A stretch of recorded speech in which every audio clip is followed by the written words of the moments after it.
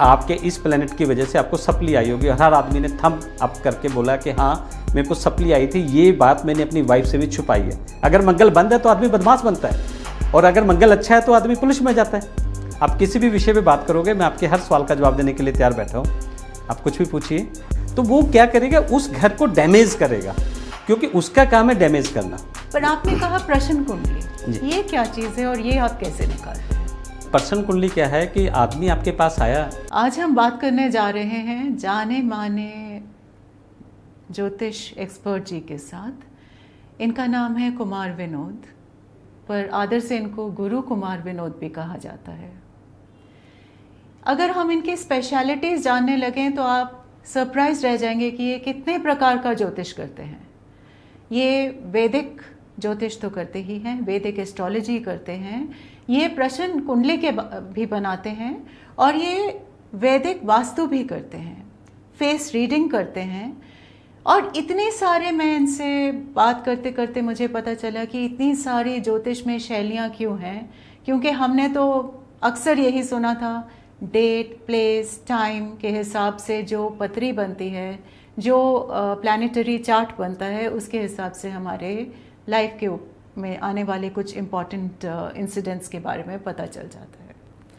But Kumar Vinod ji से बात करते करते मैंने ये रियलाइज़ किया कि वो कहते हैं कि कभी कभी ऐसा भी होता है कि व्यक्ति को ये तो, उसका तो जन्म हो रहा है, उसको ये भी नहीं पता कि वो समय ठीक भी था कि नहीं था, और उनकी जब कुंडली बनती है तो वो मैच ही नहीं करती उनके लाइफ के most of the important milestones के साथ। तो ऑब्वियसली कुछ ना कुछ तो गलत था, और क्या गलत हो सकता था? डेट गलत होना मुश्किल है, तो टाइम ही गलत हो सकता है। पर वो कहते हैं कि ज़िंदगी के कुछ जो आपके मेजर माइलस्टोन्स हैं, जैसे आपकी लाइफ में कुछ पहली चीज़ें कब आईं, उसके हिसाब से जब वो बैकवर्ड, रिवर्स जाते हैं, तो भी वो बता सकते हैं कि आपकी आने वाले ज़िंदगी कैसे रहने वाली है। सो हम अपने स्टूडियो में हार्टिली वेलकम करते हैं कुमार विनोद जी को। नमस्कार जी। नमस्कार जी। मैं आपका भी और आपकी टीम का भी बहुत बहुत धन्यवाद करता हूं कि आपने अपने चैनल्स पे मेरे को समय दिया, उसके लिए मैं आपका बहुत बहुत तहे दिल से धन्यवाद करता हूं। और समस्त जो भी जितनी जनता आपकी इस देश की जुड़ी हुई है आपके साथ, उन सबका भी मैं धन्यवाद करूँगा कि वो जहाँ से भी देख रहे हैं वो भी बहुत अच्छे से जिन विद्याओं की हम बात करेंगे उसका बहुत बारीकी से लाभ उठा सकें। और क्योंकि ये इतना ज़्यादा, देखिए हमारे हाथ में है ये साइंस। और जैसे अभी हम बात कर रहे हैं कि आप कह रहे हैं कि मैं मेडिकल ज्योतिष भी लगा सकता हूँ, बीमारियों के बारे में बता सकता हूँ, आने वाली बीमारियाँ ना हो या कम हो उसके बारे में भी बता सकते हैं।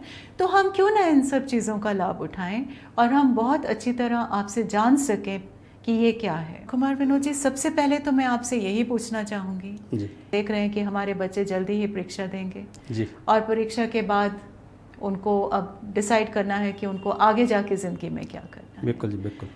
तो आप उनको गाइड कर सकते हैं कि वो कैसे अपने लिए इस चीज़ का चयन कर सकें कि वो कौन सी फील्ड में जाएं और वो फील्ड उनके लिए कितनी ज़्यादा। देखिए, हमारे ज्योतिष में बहुत सारी चीज़ें ऐसी हैं। ये विद्या जो है बहुत प्राचीन और बिल्कुल सटीक विद्या है, लेकिन जैसे हमने पहले बोला है कि हमें नहीं पता होता कि हमारा डेट एंड टाइम क्या है। उसकी वजह से कहीं ना कहीं हमारे से प्रेडिक्शंस करने में चूक हो जाती है। कोई भी ज्योतिष गलत नहीं है, ज्योतिष गलत नहीं है, ज्योतिष आचार्य से गलती हो सकती है, क्योंकि जो उसको टाइम या आपने जो उसको डेट लिखवाई है वो उसी डेट के हिसाब से प्रेडिक्शंस करता है। और ग्रह जितने भी हैं सारे ग्रह चलायमान हैं, और ग्रहों को देवता कहा गया। देवों का काम हमें देना है, हमारे से कुछ लेना नहीं है। तो वो जो उनकी ड्यूटी लगी है कुंडली में, जिस घर में बैठ के उनकी जो ड्यूटी लगी होती है, अगर वो रोग के घर में बैठे हैं, उन्होंने आपको कोई रोग देना है, जिस रोग के वो कारक है तो वो आपको रोग देंगे। अगर वो एजुकेशन के कारक है तो आपको एजुकेशन देंगे, और अगर उन्होंने आपका भाग्य प्रज्वलित करना है तो वो भाग्य को प्रज्वलित करेंगे। ये टाइम के हिसाब से। और आपकी जो कुंडली आपके पास आई है, उस कुंडली के अगर आप स्टार्टिंग में करेक्शंस कर लेते हैं, क्योंकि जातक हमेशा आपके सामने आके समक्ष आके बैठता है। जब आप उसको बोलते हो कि मेरी कुंडली में ये समस्या चल रही है, तो आपके सामने जब कुंडली पड़ी तो आपको पता होना चाहिए कि ये जो प्लैनेट्स है क्या ये उस चीज़ का कारक है, क्या ये वो चीज़ दे सकता है। अगर नहीं दे रहा है तो आप सबसे पहले उस आदमी की डेट एंड टाइम को करेक्ट करें। जब तक चंद्रमा का नक्षत्र लगन के उप नक्षत्र में नहीं जाएगा तब तक बच्चा आके पृथ्वी पे श्वास भी नहीं ले सकता। उसी को हम जन्म लगन मानते हैं। उसका रीज़न ये है कि जो चंद्रमा है, जो हमारे ब्रह्मांड में चंद्रमा, यथा पिंडे तथा ब्रह्मांडे, ये हमारे यहाँ पे साक्षात शास्त्रों में लिखा हुआ है। शाश्वती बात करूँगा, तो जब बच्चा माँ के पेट से आता है तो वो जितनी भी फीड है, जितनी ऑक्सीजन है, वो सब माता के पेट से ले रहा है। और जब उसका गर्भ बाहर आता है तो उसको नाभि को काटा जाता है हमारे यहाँ पे, जिसे हम आज की डेट में बोलते हैं कि उसको एज ए DNA भी यूज़ कर सकते हैं। जब वो काटा जाता है तो बाहर वाली एटमॉस्फेयर में आके एयर को ग्रहण करता है, तो डॉक्टर्स उसकी पीठ को पीछे उल्टा करके थपथपाते हैं, तब उसके लंग्स बाहर आके वो सांस लेते हैं। तो एक्यूरेट टाइम वो होता है। तो वो जब चंद्रमा लगन का, लगन यानी कि जिस वक्त आपका जन्म हुआ और चंद्रमा जो टाइम चलायमान है, जो चल रहा है, जब माता के पेट से आप बाहर निकल के आए तो उससे पता लगेगा कि ये बच्चे की स्ट्रीक ये है। ये तो आपका डेट एंड टाइम ठीक हो गया, क्योंकि डेट सभी के पास होती है, टाइम का इशू रहता है। तो यहाँ से आपका टाइम करेक्ट हो गया। क्योंकि हमारे यहाँ पे जब हम D1 D9 की बात करते हैं, अगर हमारा संधि लगन पे लगन आ गया, मान लो किसी का 29 डिग्री पे आ गया है, किसी का 28 पे आ गया है, तो वो कुछ सेकंड्स बाद जब हम नमाज में जाएंगे तो अगर 15 मिनट या 10 मिनट का फर्क पड़ा तो नमाज हमारा चेंज हो जाता है। और जब हम किसी की प्रेडिक्शंस करते हैं, वो जन्म कुंडली और नमाज कुंडली से ही प्रेडिक्शंस होती हैं। जैसे आपने क्वेश्चन किया कि हमें कैसे पता चले कि बच्चे को कौन सी विद्या और कैसे करना चाहिए, तो आप ये मानिए कि एक तो वो लगन जो हमें बाय बर्थ मिला है, मान लो वो कोई भी लगन है, 1 2 4 5 जो भी है। फिर हमारा सेकंड लगन बनता है चंद्रमा। चंद्रमा मन का कारक है, और चंद्रमा क्या है, डेली गतायमान है। तो वो 27.3 दिन में अपना एक सर्कल पूरा कंप्लीट करता है। 2.25 दिन एक नक्षत्र उसमें राशि में रहता है, तो 2.25 दिन की कैलकुलेशंस करो तो 12 बना, 12 डिग्री 12 अंश, 12 + 12 24 हुआ, और 6 उसमें हाफ और डालेंगे, तो इसलिए वो 2.25 दिन एक राशि में गोचर करता है। जब वो 2.25 दिन एक राशि में गोचर करता है तो कुछ नक्षत्र में गोचर करता है। जिन नक्षत्रों में करते हैं उनमें भी पाए होते हैं, चरणस होते हैं, तो उनके एट्रीब्यूट्स चेंज हो जाते हैं।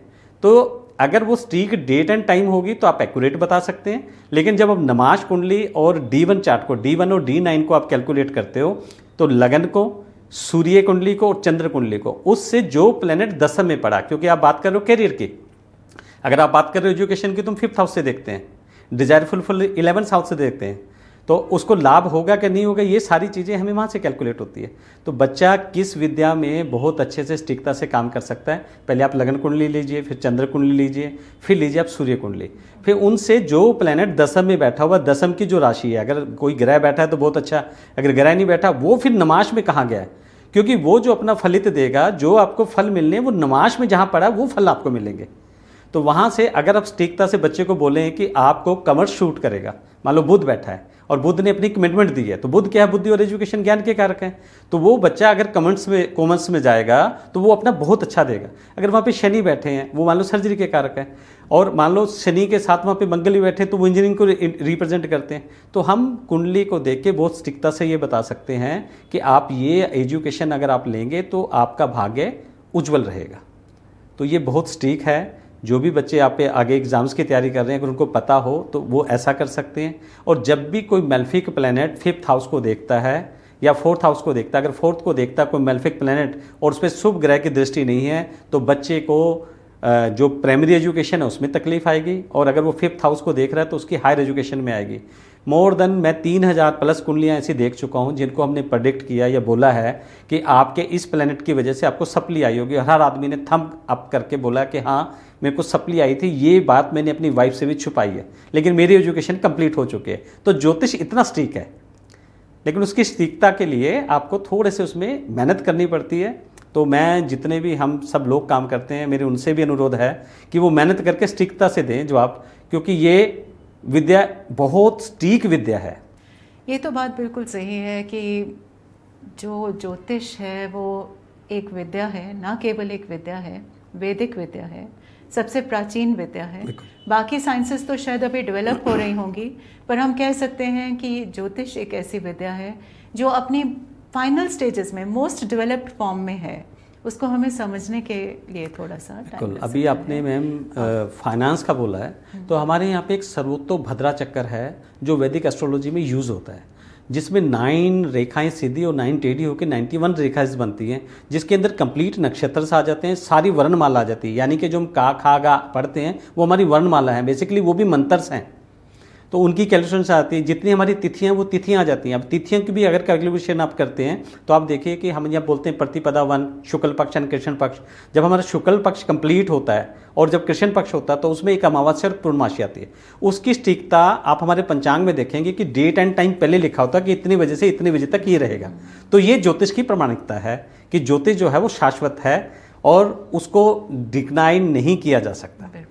तो ये बहुत सटीक है। ये कंप्लीट एक ऐसी गणना है, काल की गणना है। आप इसको कहें कि सूक्ष्म रूप से काल की गणनाएं हैं। जब आप काल की गणनाओं को करना सीख जाते हैं, अंश को लेना सीख जाते हो, डिग्रीज को लेना सीख जाते हैं। अभी मैं आपको एक ऐसी विद्या की बात करता हूँ, हम बोलते हैं नष्ट जातकम। नष्ट जातकम में क्या है, जिस जातक का जन्म की जो तिथि है वो नष्ट हो गई है, पूर्णतः उसका ज्ञान करना है, उसको जानना। सामने वाला व्यक्ति आके जब आपको क्वेश्चन करता है और क्वेश्चन करने के बाद सपोज करो कि आपका जो लगन है वो 15 डिग्री से ऊपर है, तो जो जातक का जन्म है वो उत्तरायण में, दक्षिण में हुआ। और अगर वो 15 डिग्री से कम है तो उसका जो जन्म है वो उत्तरायण में हुआ। अब उत्तरायण और दक्षिण हमारे यहाँ पे प्रचलित है। तो हम पंचांग देखते हैं तो वो बोलते हैं कि 13 जनवरी से लेके 21 जून तक आपका उत्तरायण है और 21 जून के बाद फिर आपका क्या दक्षिण स्टार्ट हो जाता है। तो 6 महीने की कैलकुलेशंस आई। फिर आपने देखा कि सूर्य उसके किस घर में पड़ा हुआ, तो सूर्य क्या है, एक दिन में एक अंश चलता है, तो 30 डेज में एक सर्कल पूरा करता है। और जो 30 डेज में सर्कल पूरा करता है 12 की 12 राशि में वो 1 महीना पर्यंत चलता है। जब वो 1 महीना पर्यंत चल रहा है तो पूरे 12 घर कंप्लीट करता है। और जब 12 घरों की बात करें तो जो बृहस्पति है वो पूरे एक साल में 12 और 13 मंथ, मतलब 1 मंथ एक्स्ट्रा गोचर करता है। और जो शनि है वो 29.6 यानी कि ऑलमोस्ट 30 के करीब गोचर करता है। तो ये कंप्लीट पराविज्ञान है, एक ऐसी साइंस है, कंप्लीट गणित है, कैलकुलेशंस है। अगर आपको वो करनी आती है तो आप इवेंट ऐसे निकाल सकते हो कि इतनी तारीख को आपको ये प्रॉब्लम्स आएंगी। अगर आपको सर दर्द भी है, आपको माइग्रेन की प्रॉब्लम्स है, वो किस टाइम पे स्टार्ट होगी। आज हम बता देते हैं सटीकता से कितनी तारीख को आपको ऐनक लग जाएगी। तो उसका रीज़न क्या है, राहु चंद्रमा और सूर्य को ग्रहण करता है। ये हमने बुकों में भी सुना है, हमने पढ़ा भी है, शास्त्रों में भी लिखा हुआ कि राहु का जो वध है विष्णु जी ने अपने सुदर्शन चक्कर से किया। जब उन्होंने किसका पान कर लिया था, अमृत पान किया। तो जब उन्होंने अमृत पान किया तो किसने देखा उनको, सूर्य और चंद्रमा ने देखा। तो चंद्रमा ने बोला, यहाँ पे एक साबर मंत्र भी आता है, चंद्र शत्रु राहु पर विष्णु का चले चक्कर, भागे भयवत शत्रु चंद्र देखे जब वक्कर। तो ये एक जब उन्होंने लगाया तो उनको लगा कि ये मेरे शत्रु हैं, तो वो उनसे शत्रुता रखता है। राहु कहीं भी बैठा हो तो उनसे शत्रुता रखता है। तो चंद्रमा क्या है हमारा, चंद्रमा हमारी लेफ्ट साइड की आइज है और सूर्य जो हमारी राइट साइड की आइज है। तो जब उनका गोचर उसके ऊपर से होगा और वो अगर वो बली है और उनका बल कम है तो वो सबसे पहले आपकी लेफ्ट साइड आइज को, राइट साइड आइज को देगा। आज हमारे बच्चे वो वनस्पति वो चीज़ें नहीं ले पा रहे क्योंकि सूर्य की ऊर्जा में 7 प्लैनेट्स की ऊर्जा आती है। प्रिज्म हमने देखा है, उसमें से जब एक व्हाइट लाइट को निकाला जाए तो 7 कलर्स होते हैं। तो इसीलिए हम स्टोन्स रिकमेंड करते हैं या उनको कोई पानी जल रिकमेंड करते हैं या बोतल में बोलते हैं कि आप ये निकालें। उससे जो आपका कारक प्लैनेट है उसकी एनर्जी को बढ़ाया जाता है। जो कारक प्लैनेट उनकी भी अपनी अवस्थाएं हैं, उन अवस्थाओं को बैलेंस करने के लिए भी ज्योतिष को पता है क्योंकि वो उस विद्या के ज्ञाता हैं। तो एक छोटी सी उसकी अवस्था चेंज होने से, अवस्था आप ऐसे समझें कि सपोज करो मेरे को मार्केट जाना और मेरे पास बाइक नहीं है तो मेरे को पैदल जाना पड़ेगा। तो आज तो साधन चेंज हो चुके हैं, आज हम बहुत कुछ कर सकते हैं ज्योतिष में। तो ज्योतिष तो बहुत, मैं तो पर्सन कुंडली से आपके चेहरे से पता लग जाता है। अब हम लेडीज़ को बोलते हैं कि देखिए ना, जब मैरिज होती है तो सबसे पहले उसको रेड कलर पहनाया जाता है। फिर हम उनको बोलते हैं कि आप ये जो आपके चिक हैं आप इनके ऊपर शेडो लगाएं, रेड शेडो लगाएं क्योंकि शुभ का स्थान है। फिर हम आइज़ की बात करते हैं, आइज़ के ऊपर जो हमारी भो रही है मंगल है। अब केतु की बात करते हैं तो जो हमारे बाल पे ऊपर है तो उसमें मांग भरने के लिए सिंदूर भरते हैं। मंगल को मंगलिक कार्य कहा गया, इसीलिए 25% लोग मंगलिक और 25% लोग शनि के साथ सती लेके बाय बर्थ पैदा होते हैं क्योंकि 24 आवर्स में 25% की जो कैलकुलेशंस आएगी, समय तो चल रहा है, वो रुक नहीं रहा है, लेकिन वो कितना मंगलिक है और उसको मंगलिक के क्या प्रभाव होंगे। जितने भी टॉप क्लास मंगलिक हैं वो IAS IPS बनते हैं। तो ये कुंडली से पता लगेगा। आप उस बच्चे को IPS बनाओ ना, आपको उसको मंगलिक दोष मैरिज के लिए देख रहे हो, पहले ये देखो कि वो मंगल उसको देने क्या है, मंगल किसकी एनर्जी देने आ रहा है। अगर मंगल बंद है तो आदमी बदमाश बनता है और अगर मंगल अच्छा है तो आदमी पुलिस में जाता है। तो अगर आदमी जो पुलिस में होगा तो बदमाश को पकड़ने के लिए भी तो पुलिस है ना। तो ज्योतिष बहुत ठीक है, इसमें बहुत सारी चीज़ें हैं। आप किसी भी विषय पे बात करोगे, मैं आपके हर सवाल का जवाब देने के लिए तैयार बैठा हूँ। आप कुछ भी पूछिए। ज्योतिष तो चलिए मैं समझ रही हूँ कि टाइम है, समय है, आप निकाल लेते हैं, प्लैनेट्स का प्रभाव निकाल लेते हैं, पर आपने कहा प्रश्न कुंडली, ये क्या चीज़ है और ये आप कैसे निकालते हैं? मैम, प्रश्न कुंडली क्या है कि आदमी आपके पास आया, जैसे ही व्यक्ति आपके पास आया है तो उस टाइम समय तो चल रहा है, आपने वो टाइम नोट किया और उस वक्त की तत्काल कुंडली आपने बना दी। जैसे ही तत्काल कुंडली बनाते हैं तो डेली जो लगन से जो लगन चल रहा है और जो प्लैनेट चल रहे हैं वो एक उस टाइम का जो ब्रह्मांड का एक चित्र है वो एक चित्र आपके सामने आ जाता है। अब ब्रह्मांड का जो चित्र आता है, आदमी सामने आया तो उसके मन में कुछ जानने की जिज्ञासा है। तो मन क्या है? मन हमारा चंद्रमा है। तो चंद्रमा की राशि कहाँ पड़ी और चंद्रमा कहाँ पड़ा है, उससे रिलेटेड उस आदमी का सवाल होगा। तो ये आपकी प्रश्न कुंडली होगी। इस प्रश्न कुंडली से सामने वाले आदमी ने आके पूछा कि यार मैं जानना चाहता हूँ मेरे पिताजी की आगे हेल्थ का इश्यूज हैं, उनकी हेल्थ कैसे रहेगी। तो आप सबसे पहले क्या देखेंगे? पिताजी के कारक हैं सूर्यदेव। तो पहले आप सूर्य की प्लेसमेंट देखेंगे कि सूर्य की प्लेसमेंट कहाँ है। क्या सूर्य पे किसी मेलेफिक प्लेनेट का इशू आ रहा है? मान लो उसको राहु देख रहा है, उसको मंगल देख रहा है, या वहाँ पे एनर्जी बधी हुई है, तो वो क्या करेगा? उस घर को डैमेज करेगा, क्योंकि उसका काम है डैमेज करना। तो प्रश्न कुंडली से हमें जस्ट ये पता लग जाता है कि जो आदमी आया, इस आदमी आमक आदमी के मुंह में क्वेश्चन क्या है, वो क्या जानने आया है। प्लस अगर वो किसी चीज को पूछने आया, उसका कारक प्लेनेट कहाँ चल रहा है। और अभी जो गोचर में है, इस व्यक्ति की कुंडली की बात नहीं हम कर रहे हैं, हम बात कर रहे हैं कि तत्काल में गोचर क्या चल रहा है, अभी सृष्टि में क्या चल रहा है। अभी जैसे अभी आप देखेंगे कि अभी बहुत सारी वीडियोस आनी स्टार्ट हो जाएंगी कि जी 25 मई को राहु बदल रहा है, अभी बृहस्पति बदल रहा है, 3 मेजर प्लैनेट हमारे बदलने वाले हैं। तो एक 18 महीने के लिए, एक 13 महीने के लिए और एक 2.5 साल के लिए बदलने वाला है। तो बहुत मेजर चेंज होने वाला है। अभी मंगल देव जी कुछ टाइम के लिए अपनी नीच राशि में गए, तो कहते मंगल का क्या प्रभाव है। तो आपने देखा कि हमारे अमेरिका में आग लगी, जो किसी ने सोचा भी नहीं था। इतनी लग्जरियस जगह को उसने जला के राख कर दिया।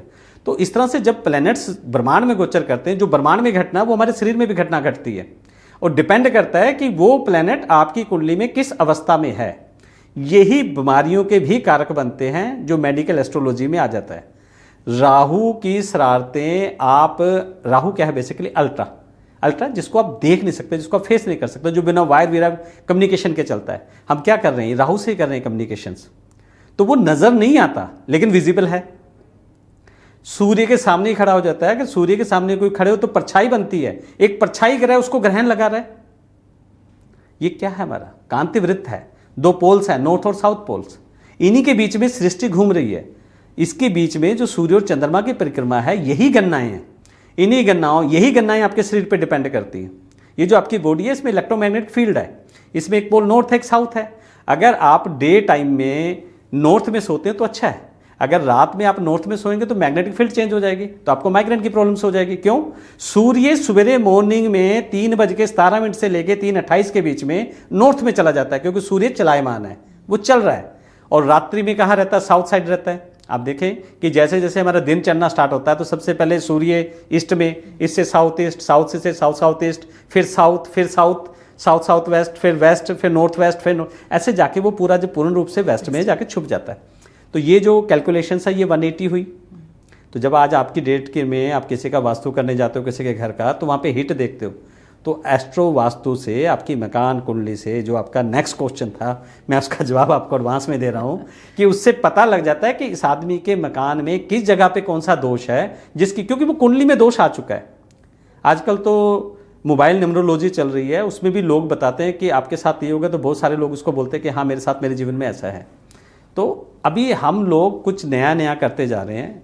मैं भी बहुत कोशिश कर रहा हूँ कि जो पुरानी हमारी विद्याएं हैं उनको कैसे रिफाइन करके लेके आएँ, क्योंकि हमारे शास्त्र थे वो आज हमारे पास अवेलेबल नहीं है, लेकिन फिर भी हम लोग इतने सक्षम हैं कि किसी भी चीज़ की बहुत अच्छे से प्रेडिक्शंस कर सकते हैं। बिल्कुल।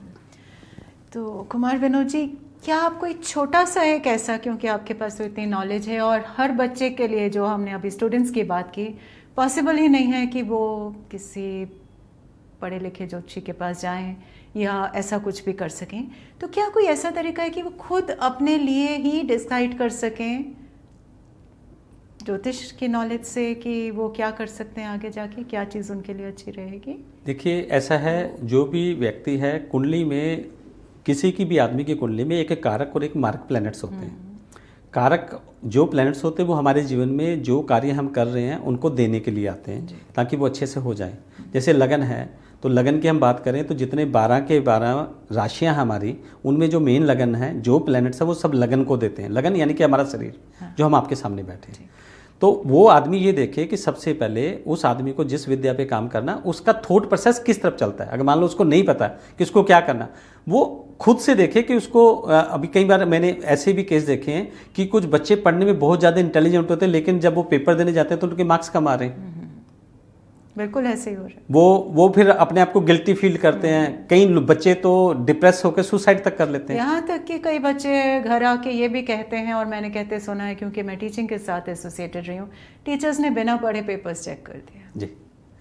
या पता नहीं कोई बैक ऑफ तो उसमें लोगों को लगता है कोई करप्शन या कोई धांधली हुई होगी, हम इतने इंटेलिजेंट थे, हम पीछे रह गए, बाकी बच्चे कैसे आगे चले गए। इसका रीज़न ये है कि जिस वक्त वो आदमी पेपर देने गया, उस वक्त उसका दिन नहीं था, या उस दिन जिस दिशा में दिशाशूल था उसका वो कोई उपाय या निवारण नहीं करके गया।